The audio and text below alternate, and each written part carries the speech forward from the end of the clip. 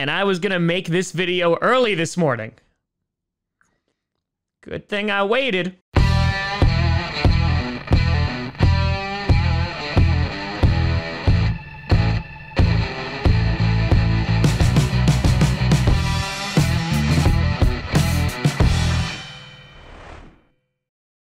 Grossi Packer Nation.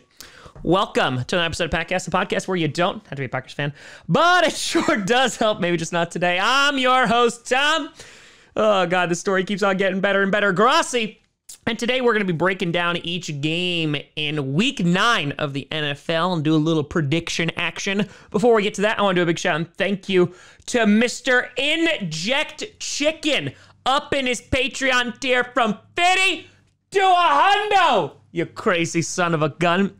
A big shout out and thank you to you. So last week was a little bit rough in the prediction land. I went 6-9. Nice.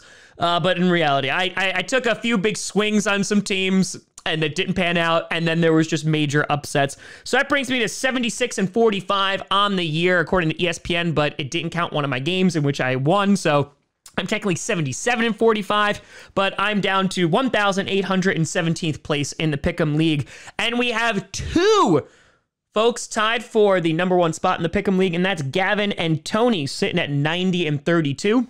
So congrats to both of you. Gavin, I know you've been sitting up there for a while. Let's see what happens. So let's get started with this amazing Thursday night game. You got the New Jersey Jets taking on the Indianapolis Colts. The Jets pulling off a miraculous victory off the arm of Mike White, throwing for over 400 yards. Guy was just like, oh yeah, I'm a rock star. Zach Wilson's like, oh crap. But the Jets knocking off the kitty goes meow Bengals in shocking fashion, taking on the Colts, who lost an OT against the Tennessee Titans after a hard-fought game. Carson Wentz making some questionable decisions, as he has in the past few weeks, literally just gifting a pick 6 to the Titans. But for this game, I think it might be a little bit closer. The Jets' defense, their D-line, is really good. And so if they can stop Jonathan Taylor and force Carson Wentz to be the guy who's going to move the ball, it's very possible that Carson Wentz does very well, but I think it increases the likelihood of the Jets either winning or making this a close game. So I will take the Colts just because I think they are a more well-rounded team, but who knows? Maybe the Jets will shock an AFC South team once again, like they did to the Titans. Moving on, you have an AFC North battle between the Cleveland Browns and the Cincinnati Kitty Goes Meow Bengals. The Browns dealing with their own nightmare in which Odell Beckham Jr. is not really on the team anymore, according to Kevin Stefanski, after Odell Beckham Jr.'s dad made a compilation tape of all the times that Baker Mayfield missed a wide open OBJ.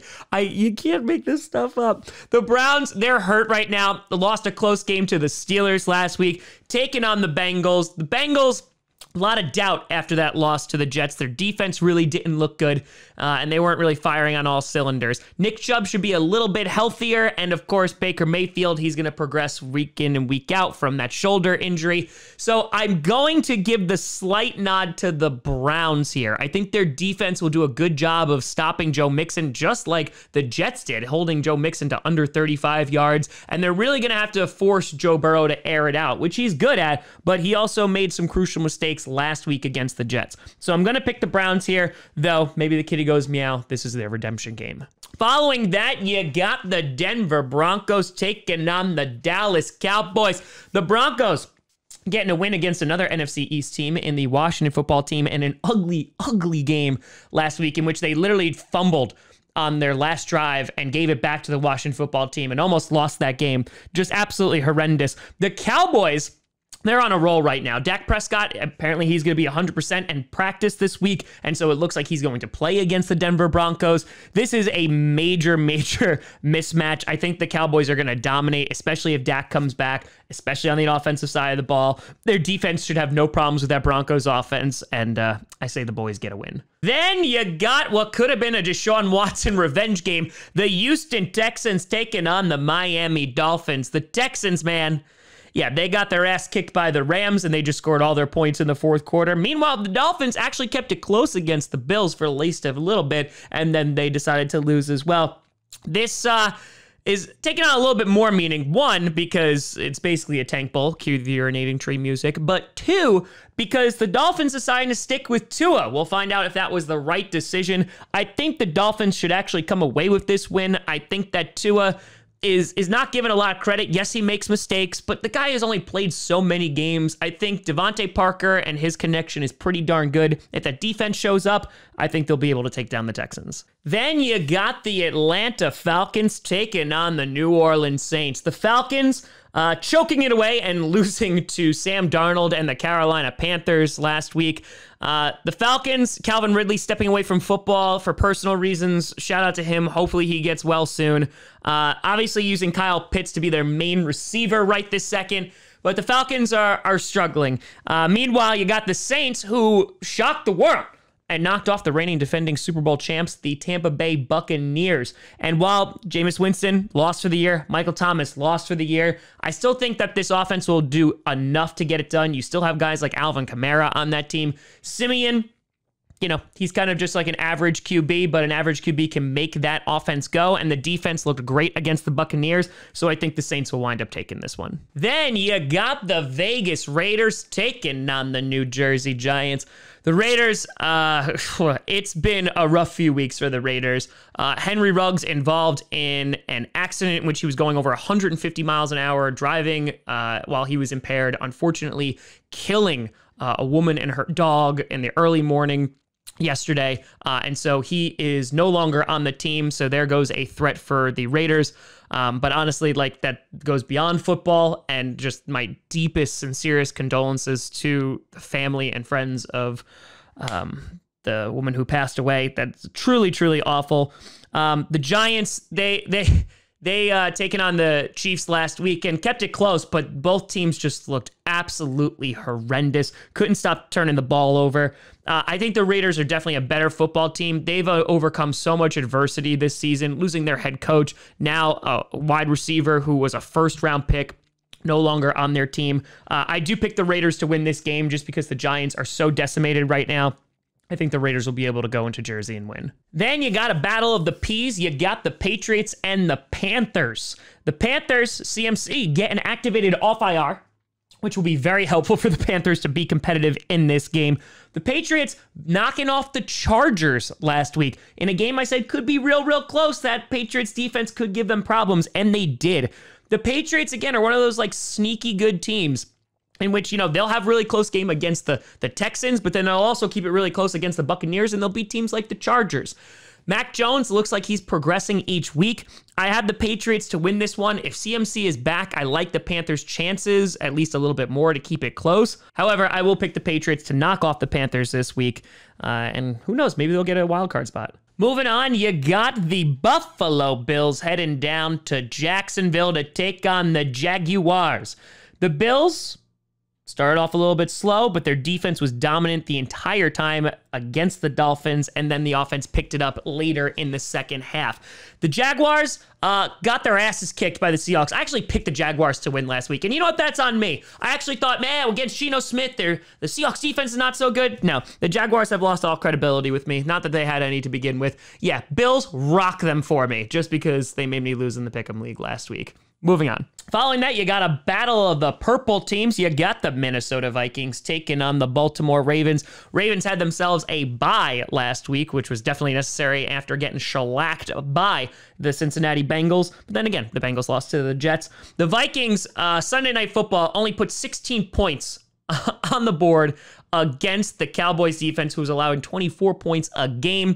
Dalvin Cook, Justin Jefferson, Adam Thielen couldn't get it going. Thielen had himself a nice game at least, but with all those weapons on the offense, they really couldn't do anything. And kudos to the Cowboys defense for, you know, playing a part in not allowing that to really develop into a high-scoring game. Zimmer, is super duper conservative when it comes to his play calling, and that's going to bite them in the butt. The Ravens have potential to blow them out of the water. I think the Vikings will keep it a bit close, but I do think the Ravens are going to take this one, and the Vikings are going to continue to lose, which is honestly the only silver lining I have right now. Then you got the LA Chargers heading to Philadelphia to take on the Eagles. Chargers, man, disappointing loss. And now they have found themselves losing 2 straight. They lost right before the bye, had the bye week, and now, in order for them to remain competitive in the AFC West, they got to start winning football games. That offense has got to put it together. Going against an Eagles team, the Eagles, I mean, they're an odd team. There's times where they show like these spurts of like, hey, they could actually be a good team. Maybe the defense steps up a little bit, or Jalen Hurts has a good game, but they're inconsistent. They absolutely destroyed the Lions last week, putting up over 40 points on, and their defense kept Jared Goff in check. I think this will be another close game, but I'm going to give it to the Chargers. However, I got to say, my patience is kind of running thin with them, and if they are not able to beat the Eagles, yeah, they're officially in trouble this season. Then you got what was supposed to be the State Farm Bowl. The Green Bay Packers taking on the Kansas City Chiefs. This was supposed to be the first time we were going to see Aaron Rodgers and Patrick Mahomes go head-to-head. We didn't see it the last time because Patrick Mahomes was injured, and here we are again at not seeing it because Aaron Rodgers has tested positive for COVID-19. So, Kurt Benkert, who is also unfortunately out with COVID, leaves Jordan Love to be the starter on Sunday. LaFleur confirmed that he is going to be the starter, though I have to pray that he is not going to test positive, and hopefully there's no other positive results for COVID that are going to pop up later this week. Jordan Love, his first start. We have not seen him play against an actual NFL defense outside of preseason, and there's going to be a lot of pressure. I think LaFleur is going to game plan for Jordan Love to be really successful. I would imagine you're going to see a lot of stacked boxes from the Chiefs to try and limit the run, but Aaron Jones, A.J. Dillon might have themselves some big games. Hopefully Devontae Adams is going to be able to return as well. That'll be a great weapon. Who knows if David Bakhtiari is going to play on Sunday? That would be great as well. I think that Jordan Love has potential to really come in here and thrive with this offense. No, he's not going to be Aaron Rodgers out there, but I think they can definitely win the game because the Chiefs right now, their defense is pitiful. Their offense is making so many mistakes. There's so many turnovers, and it's from some of their superstar players. The Chiefs, there's just something going on. I thought that this was going to be a close game even with Aaron Rodgers because you can never count Patrick Mahomes out, and I feel like they would come to play against the Packers. However, their defense, meaning the Packers, has played pretty darn well this season. I'm actually still going to give the edge to the Packers. I think the way that LaFleur's system works, and it's not being a homer, the way that it works is that you really can just kind of plug and play. When you have an amazing QB like Rodgers, that expands the playbook. But I think what you've seen of LaFleur thus far, I really think that Love can excel in that offense. And I hope I'm right, and I hope that Jordan Love goes out and has an amazing game. But either way, there's going to be some conversations to be had after this game. Either he's great, in which they're like, oh, maybe we move on from Rodgers after this year, or he's not.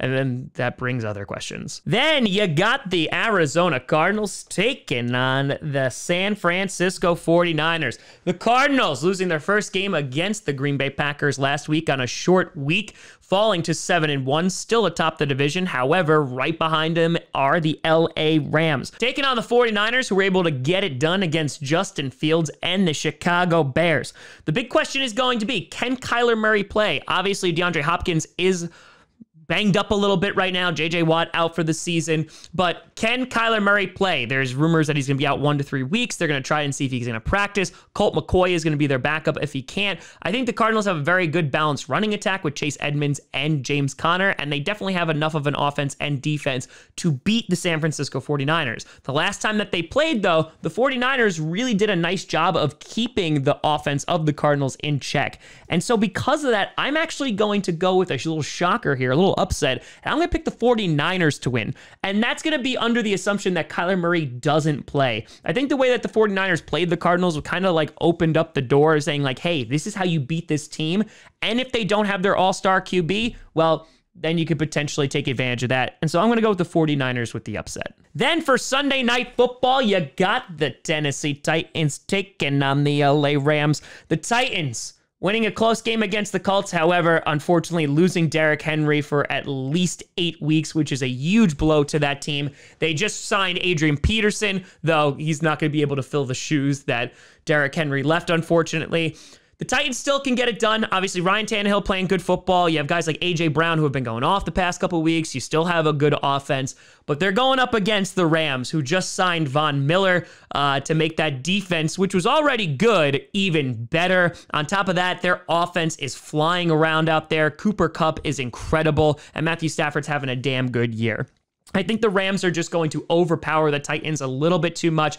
And on top of that, the Titans can't rely on Derrick Henry to run the ball against this Rams loaded front. So because of that, I'm going to go with the Rams. And finally, you got Monday Night Football. You got the Chicago Bears taking on the Pittsburgh Steelers. The Bears losing a close one to the 49ers. However, Justin Fields on 2 really great plays. He had 1 amazing pass to the end zone, and on top of that, he scrambled and was able to score a touchdown, showing those flashes, and you're like, oh, okay. Is Matt Nagy going to be coaching? That might determine who's going to win this football game. The Steelers, they were able to pull off a win against the Cleveland Browns last week. The Steelers... yeah, there's a lot of false hope going on right now in Pittsburgh. Ben Roethlisberger, still, I'm not completely sold on him any way, shape, or form because, again, he's a tree. I think that this could be a really low-scoring game. However, I'm going to give the slight edge to the Steelers here. I think the Bears definitely could win this, but with the Steelers, I feel like maybe you have some opportunities to get the passing game involved, and I think just the experience of Roethlisberger, though he is definitely limited in his ability right now, is going to be able to pull off the W. But let me know what you're thinking down in the comments below. How do you feel about these games shaking out? Let me know. You can always find me at TomGrossiComedy.com or at TomGrossiComedy. Also should be see down below. Check out podcasts on SoundCloud, iTunes, Google Play Music, Spotify, and of course YouTube. And a big shout and thank you to all the patrons over at patreon.com/TomGrossiComedy and the YouTube members. But thank you so much for watching. I'm Tom Grossi. And as always, go Pack, go.